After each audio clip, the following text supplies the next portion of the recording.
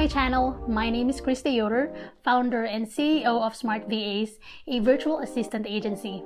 I host a podcast show titled Delegate Your Way to Success, and every week we upload video clips of my podcast interview with amazing entrepreneurs that have authentic and real-life stories of failing and getting back up.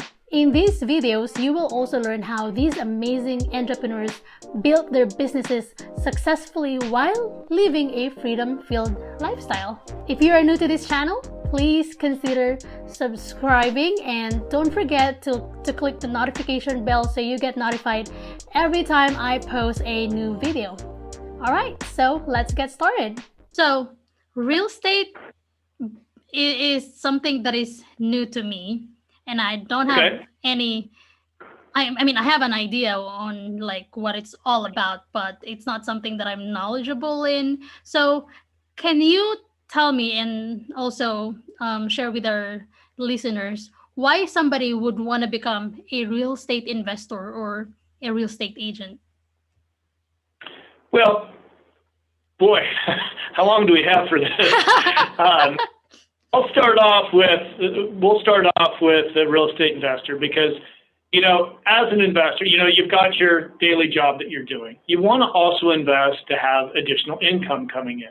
Now, it depends on what your goal is. You know, as an investor, do you want cash flow or do you want, you know, you can play the long game and go for appreciation. Like if in Southern California, you know, you get pretty good appreciation, but your cash flow is not great. So, you know, the prices here keep ticking up every year. You know, I can give you an example. I'll give you a great example. So 8 years ago, I bought a property in Dallas, Texas, 73 units. Terrible property, Class C asset, but the area was changing. And our goal was to go in and completely demo the property and add additional 30% of the unit, more units. And we were going to start doing that last year. When the pandemic hit, Class C assets became the prime asset of choice. You know, Class B and C. Class A was, you know, they've been through that. All the investors were buying that inventory up, so they had to kind of move down to Class B, Class C assets. And so we got an offer on our property that we just closed 2 weeks ago that would have been, according to our projections, equal to what we would have got if we'd have demoed the project on all that risk, demoed the project, added 30 units. So now we've sold that now. And, you know, we've got a few $1 million sitting in the bank that we're going to go out and buy more. We're going to probably go ST&L, triple net properties around the country that cash flow like 7-Elevens, maybe fast food, and that's going to throw off cash. Now, the appreciation won't be there, so it'll be a cash flow. We'll get cash coming in. It might appreciate a point or two every year, but not a lot in the areas what we're buying, but the cash flow coming in will be good. So we're long-term investors for that. And so you really got to decide when you're going into real estate investing, are you going to invest for cash flow or are you going to invest for appreciation? And that's where you want to start. And then figure out your investment plan. But no matter what you do, you need to treat this investing like it's a business. You need to be looking at it every day, no matter, you know, if it's a duplex, a single-family home, no matter what, make sure you treat it like a business because a good number of properties that we've purchased around the country have been from investors that are sitting in another state and they bought in an area that they don't get to regularly, and the property management companies have taken advantage of them. So they end up losing the property or selling at a discount. So make sure you treat real estate investing like it's a business. So that's number one with investing. Now, a real estate agent, there's a lot of reasons. And it depends on if you want commercial or residential. Residential, you're probably going to be open houses, working weekends. And the thing I didn't like about it is, you know, once I sold or leased a property, I was always moving on to the next client. You know, you're starting over all the time. But it's a great business. You can make a lot of money. But, you know, I think what's kind of ruining it is these TV shows that they see everybody walking around in these nice fancy cars and this nice life and, you know, doing deals on their cell phone. Well, that's not the reality when you're getting started. I mean, maybe so when you get to where you're making a lot of money every year, but that's not the true reality. So you got to kind of nix those shows. But it's going to be hard work. You're going to be in the office all day, every day, working your sphere of influence, working your cold calling, door knocking. You're going to do all of that. And so you've got to build that up. But keep in mind, every time you sell something, you're starting over again. And your social networking. That is something that is very powerful for residential agents. And they've been doing it for years. And that is starting to spill over to commercial real estate now. So with commercial real estate, it's very business oriented. It's kind of at 8:30 to 5:30. Very seldom do you work weekends. It's been kind of an old boys network for a lot of years, but you're starting to see it really evolve. Mm-hmm. I mean, we got on Clubhouse several months ago. That's been a hot spot for real estate lately. And it's amazing to me to see the way that one app has helped commercial real estate evolve, because I was on one a week ago, and a young lady got on, and she had some questions about becoming a commercial real estate agent. And we spent 20 minutes with, I think there's 50 or 60 people on this that were all commercial real estate agents around the country, and giving her advice, telling her what to do. If it wasn't for that app, she was never going to get that kind of advice. And now she's got all these connections. And she emailed me this morning, and she's talking to a friend of mine in Las Vegas that she said, hey, I reached out, I wanted you to give you an update. So you're really starting to see it evolve. But also commercial real estate, you're starting to see the good agents are using more social. So, they're getting on the LinkedIn. Well, I count LinkedIn. I don't know if you count LinkedIn as social or not, but I do. Instagram is powerful for commercial real estate. Even TikTok, you're seeing people get business off TikTok during commercial real estate. So, but it's more of a 8:30 to 5:30 cold calling, and it depends on the aspect. If you're in office, retail, or multifamily, how it's done. It's all done completely different. But, if retail, you're probably going to want to be out boots on the ground, getting to know retailers, getting to know the area.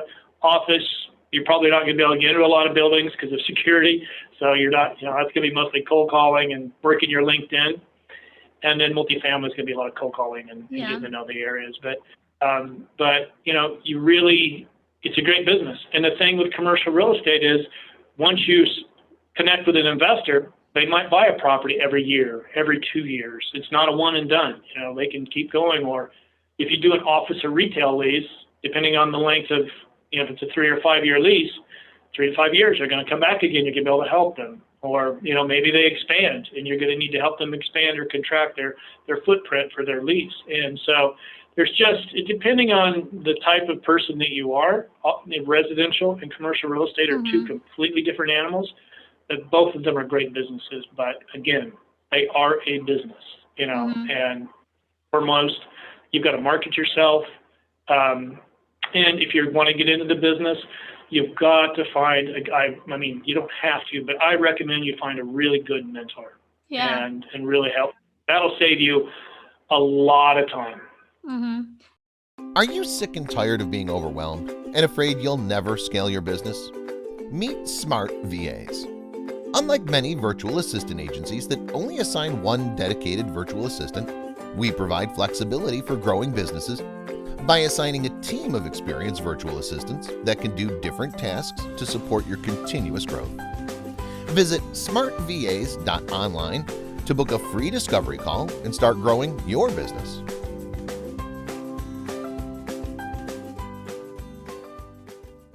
Yeah, well, thank you for sharing those information. Very enlightening. And I totally agree that having a mentor is very important when you want to start, when you want to start with something. Even in your personal life, we need a mentor. We need accountability. We need people who can help us with things that we want to do. So I want to dive into mentorship. So why do you think mentorship is such a crucial thing when it comes to business? Well, I think it can save you a lot of time. It's if you can find somebody that's going to mentor you, and it can really, you can learn the ins and outs a lot faster. A lot of people don't want to have a mentor. They feel they're being, they just don't. That's not a path they want. But they're going to make a lot of mistakes. if you can find somebody that's been in the business for a good amount of time, and they can tell you, watch out for this, watch out for these pitfalls, then you won't necessarily go through them. You learn from their mistakes. And, I just think as far as your time, you got to put, and a lot of people don't do this in sales. They don't look at their time as, a value, and you should. You should be looking, I want to make $200,000 this year, and then you need to work that backwards. If I want to make $200,000, then how many clients do I have at a certain commission rate? How many hours a day do I have to work? How many days a week? And work it backwards so you can really figure out what is your time worth. And so if you get a mentor, you can move that along a lot faster. But, finding a mentor, the right mentor is the key. And, finding them, it can be hard. That in itself is, key to your success. But you've got to find, let's use commercial real estate, for example, because that's what I do every day, is if you want to become a multifamily investor or agent, you want to go find somebody that needs, they're in the market that you want. They're doing good volume. Maybe they have a weakness. Maybe, they're a little older, or maybe they're too busy. They don't have time to do their marketing. You find somebody that really, you got to bring value to them. You don't just go find somebody and say, hey, I want you to mentor me.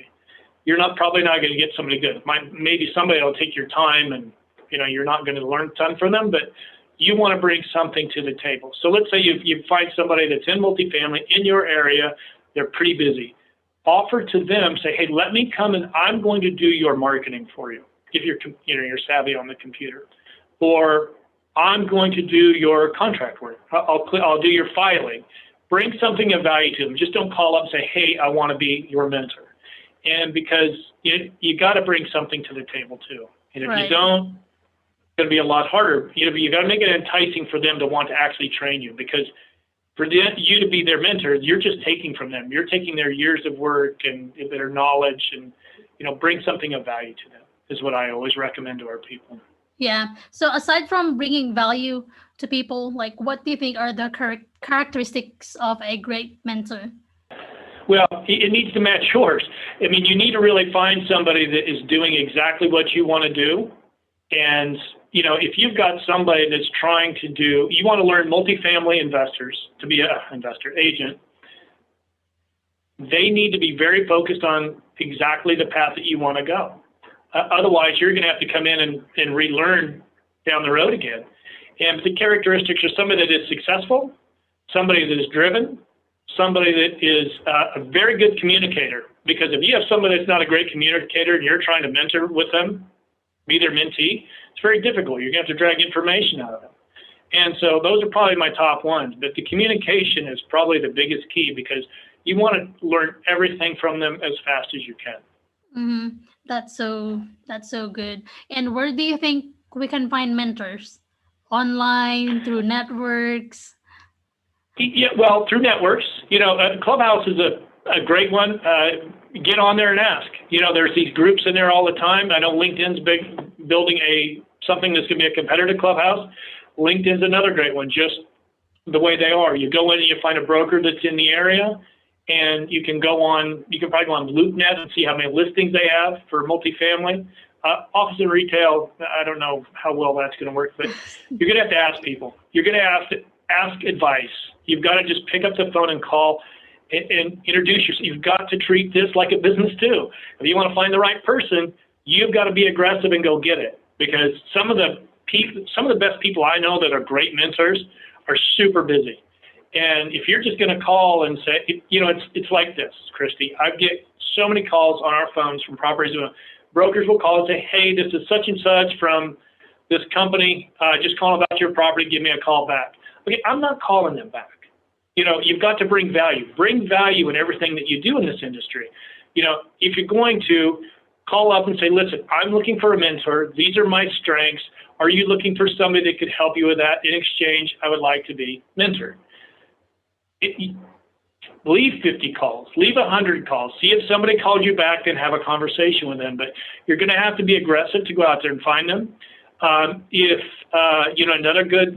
If you're a woman getting in this industry, Crew is great. It's commercial real estate women. They probably have in your area. They probably have an organization. We have Mentor Wire that we do. If you reach out, we'll try and help you find a mentor. But you're going to have to be aggressive to go out and find a mentor, a really good one, and then qualify them. Make sure they're really who you want to be with, that don't just accept anybody. Find the right person. Right, exactly. Well, this has been a fun interview, Joe. Where can people find you online if they are interested in real estate investing or if they want to become a real estate agent? Yeah, you can go to joekillinger.co, joekillinger.co, or you can call me direct, 310-943-8542, or joe@joekillinger.ca. Co. joe@joekillinger.co. I'm going to learn how to talk. That's it. Happy to talk to anybody. If you have questions, I'll try and help. If I can't help, we'll try and find you somebody that can. Awesome. I'll put those details in the show notes. Thank you so much for your time, Joe. I appreciate it. I've learned so much about real estate investing and becoming a real estate agent. Not that I want to become a real estate agent, but it's just good to know, the ins and outs of the real estate industry. Yeah. Well, reach out anytime. I'll be here. Awesome. Well, thank you. Thanks for watching. If you like this interview and you want to listen to the full episode, please type in Delegate Your Way to Success on Spotify, iTunes, and other podcast channels, or simply click the link in the description box below. I am also looking for more successful entrepreneurs to interview, so if you are interested to be on the podcast, please click the application form in the description box below and we'll go from there. Again, please subscribe if you haven't yet, and I'll see you again on the next video. Bye!